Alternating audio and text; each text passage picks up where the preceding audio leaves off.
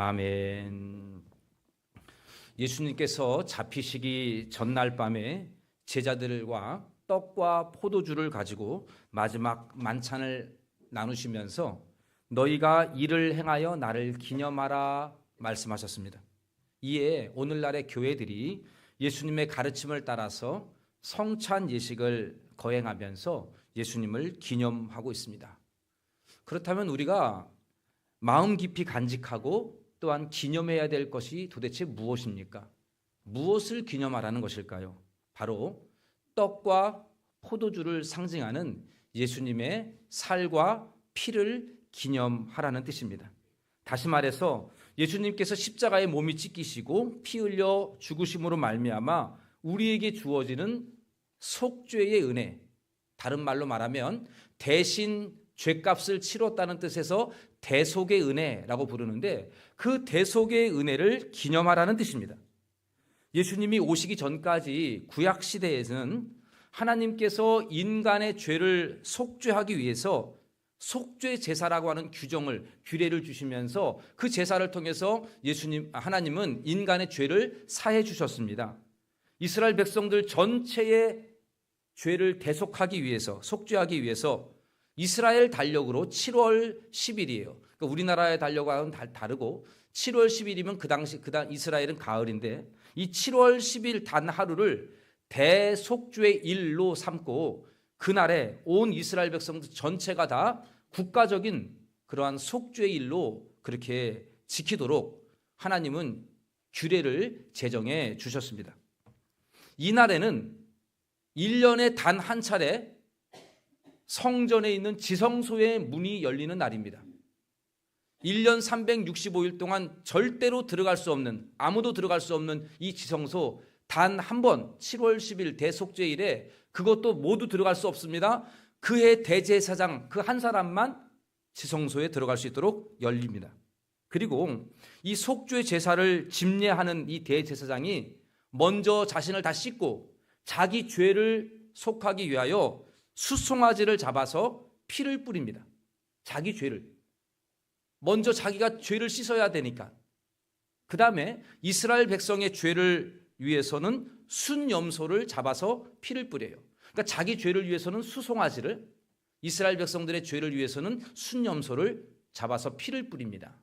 그리고 순양을 잡아서 그 순양을 번제로 드리도록 하였습니다. 이렇게 매년마다 한 번씩 속죄 제사를 하나님 앞에 드림으로 이스라엘 백성들의 모든 죄악을 하나님은 용서해 주시고 또한 거룩한 하나님의 백성이라고 인정해 주시는 것이죠. 단 하루 그날을 통해서 바로 하나님은 이스라엘의 모든 죄를 사해 주신다는 것입니다.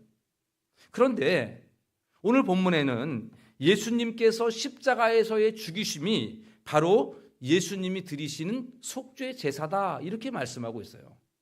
히브리서에 보면 이 구약에서 대제사장이 드렸던 그 속죄 제사를 바로 예수님이 십자가에서 드렸다는 거죠.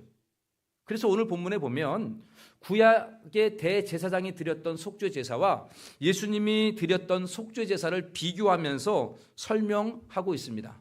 25절과 26절 말씀을 제가 한번 읽어보겠습니다. 대제사장이 해마다 다른 것의 피로써 성소에 들어가는 것 같이 자주 자기를 드리려고 아니하실지니 그리하면 그가 세상의 창조한 때부터 고난을 받았어야 할 것이로되 이제 자기를 단번에 제물로 드려 죄를 없이 하시려고 세상 끝에 나타나셨느니라. 여러분 여기 25절에 26절에 있는 해마다라는 단어하고 단번에라는 단어를 유념하시기를 바랍니다. 이 두 단어가 비교하고 있는 거예요. 먼저 구약의 대제사장은 해마다 속죄 제사를 드려야만 했습니다. 해마다. 왜냐하면 구약의 대제사장이 드렸던 속죄 제사의 유효기간은 1년이에요. 1년. 1년만 유효합니다. 그러니까 그 다음 해에 가면 또 7월 10일에 속죄 제사를 드려야 된다는 거예요. 그런데 우리의 대제사장 되시는 예수님의 속죄 제사는 단번에 드린 제사예요. 한 번이면 충분하다는 거예요. 왜냐하면 예수님의 속죄 제사의 유효기간은 영원한 효력이 있기 때문입니다. 구약의 대제사장의 속죄 제사는 1년인데 예수님은 영원해요. 그래서 두 번 다시 드릴 필요가 없어요. 예수님이 십자가를 매년 지실 필요가 없다고요. 자주 고난을 당할 이유가 없습니다. 단 한 번 십자가 지심으로 완전한 속죄 제사를 이루었다. 이렇게 지금 설명하고 있습니다. 또한 구약의 대제사장은 다른 짐승들의 피를 가지고 제사를 드려야만 했습니다. 숫송아지나 순염소나 또한 순양으로 그렇게 번제를 드리고 피를 뿌리게 되었습니다.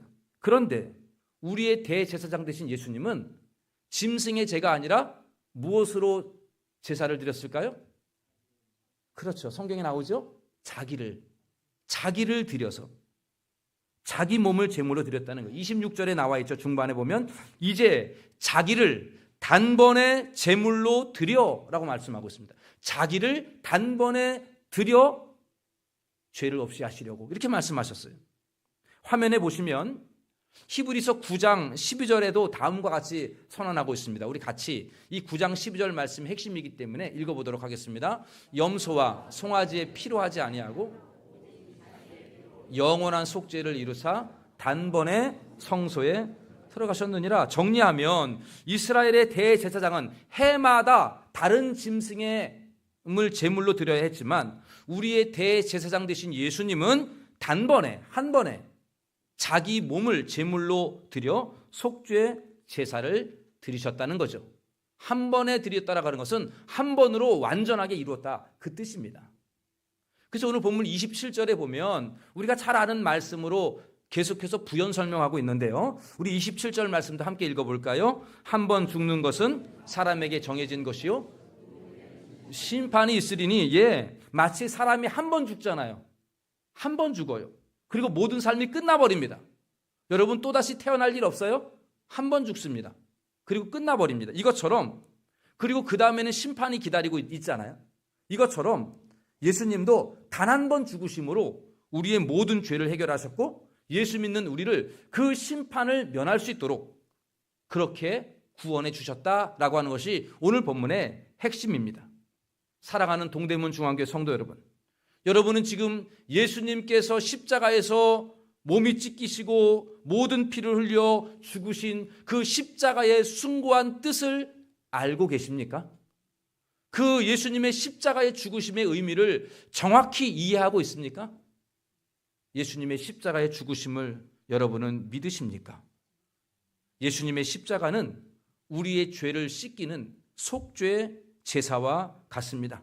예수님은 다른 짐승을 드리지 않습니다. 그러한 짐승들은 1년밖에 유효가 되지 않아요. 그러나 예수님은 자기 몸으로 친히 제물 삼으시고 십자가에서 살이 찢기시고 피를 흘리셨습니다. 예수님의 속죄 제사는 단 한 번이면 충분합니다. 왜냐하면 짐승과 같이 1년밖에 효력이 없는 게 아니라 예수님의 살과 피는 영원한 효력이 있기 때문에 영원한 속죄 제사이기 때문에 그렇습니다. 예수님이 십자가에서 죽으시기 전날 밤에 제자들에게 떡과 포도주 나누면서 이게 내 살이고 이게 내 피다 하시면서 나를 기념하라 하신 그 말씀은 바로 지금 제가 말씀을 드렸던 이 사실을 기억하고 기념하라는 뜻입니다. 사랑하는 성도 여러분, 이제 잠시 후면 우리가 성찬 예식에 함께 참여하게 됩니다. 예수님의 살과 피를 상징하는 떡과 포도주를 함께 대하면서 우리는 단번에 이룬 영원한 속죄의 제사를 깊이 기념하시기를 바랍니다. 단번에 영원한 제사를 드리신 예수님을 기억해야 합니다. 예수님께서 십자가에서 살이 찢기시고 피를 흘리신 것은 예수님이 죄가 있어서 형벌받은 게 아닙니다.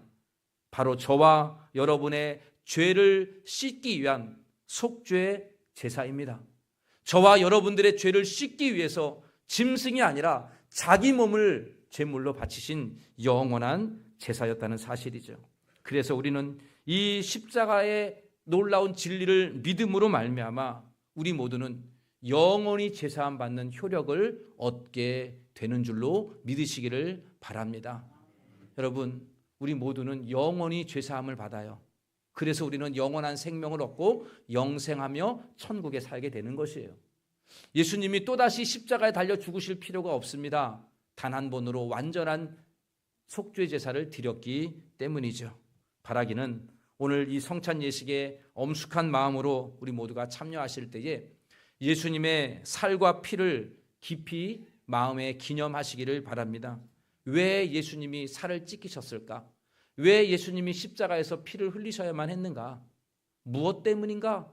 이것을 깊이 생각하시면서 그 예수님의 십자가의 살과 피가 나와 무슨 상관이 있는가를 깊이 마음에 새길 수 있게 되기를 바랍니다. 그리고 나의 모든 더러운 죄를 씻기시고 나를 영원한 생명 주시기 위하여 친히 십자가에 달리신 예수님의 그 은혜를 깊이 감사하며 성찬에 임하시기를 바랍니다.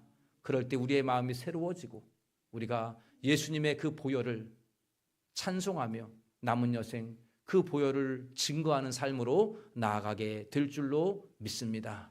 바라기는 오늘 이 2025년 전반기 성찬 예식에 우리 모두가 참여할 때에 여러분 어떤 마음으로 오셨는지는 알 수 없으나 주님의 살과 피를 대하는 우리의 자세가 좀 더 엄숙하고 내 자신을 성찰하며 내가 과연 예수님의 십자가의 은혜를 알고 있는가, 그 십자가의 공로가 내 안에 흐르고 있는가, 여러분 깊이 생각하시면서 그 은혜에 감사하며 회개하며 영광 돌리면서 거룩한 예식에 참여할 수 있기를 바랍니다. 그리하여 우리 모두가 성찬 예식을 통하여 주시는 하나님의 귀하고 놀라우신 은혜가 여러분들 마음속에 가득하고 우리의 심령이 새로워지는 놀라운 복된 시간이 되시기를 주님의 이름으로 간절히 축원합니다. 기도하겠습니다. 자비로우신 하나님, 영원히 죽을 수밖에 없는 죄인들이고 영원히 저주받아 지옥 형벌을 받아 마땅한 저희들을 살리시고자 친히 자기 몸을 들여서 속죄 제사를 치르신, 단번에 영원한 제사를 이루신 예수 그리스도를 오늘 말씀을 통하여 생각하게 해주심에 감사합니다. 그 예수님의 십자가가 나와 상관이 없는 삶이 아니라 그 십자가의 보혈이 나의 삶을 움직이는 능력의 보혈이 되게 하여 주시옵소서. 자비로우신 주님, 우리의 더러운 죄를 용서하여 주옵소서. 그 십자가의 보혈로 덮어 주시옵소서. 십자가의 보혈로 씻겨 주시옵소서. 날마다 영원한 생명 얻은 믿음의 삶을 살아낼 수 있도록 오늘도 이 성찬 예식 가운데 크신 은혜에 내리워 주시옵소서. 이 모든 말씀 우리 주 예수님의 이름으로 기도하옵나이다. 아멘. 준비하신 예물